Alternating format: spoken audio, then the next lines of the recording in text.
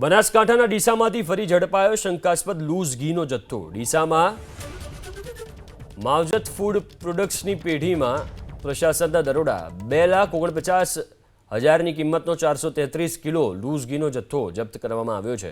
શંકાસ્પદ ઘીનું ઉત્પાદન અને વેચાણ થતું હોવાનો તપાસમાં ખુલાસો થયો છે। ડીસામાંથી ફરી એકવાર શંકાસ્પદ લૂઝ ઘીનો જથ્થો ઝડપાયો છે। ડીસામાં માવજત ફૂડ પ્રોડક્ટ્સ નામની જે પેઢી છે એમાં દરોડા પાડવામાં આવ્યા અને 2.5 લાખની આજુબાજુનો માલ જપ્ત કરવામાં આવ્યો છે।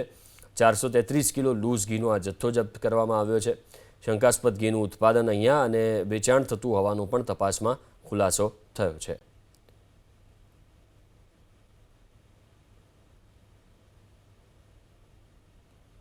વધુ વિગતો સાથે સંવાદદાતા રતન ફોનલાઈન ઉપર જોડાયા છે। રતન, કેટલા સમયથી અહીંયા ઘીનો કારોબાર ચાલતો હતો, શું વિગતો છે ઘટનાને લઈને?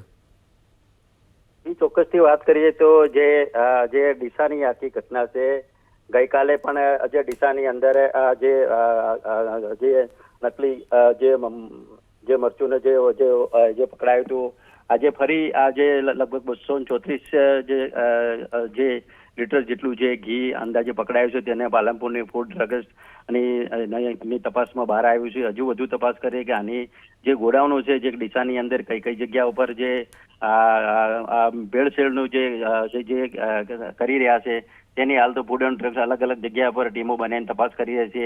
આ તપાસની અંદર વધુ એનો જથ્થો પડ્યો તેવું બહાર આવી શકે તેવું જણાઈ રહ્યું છે। જી, આભાર રતન વિગતો આપવા માટે।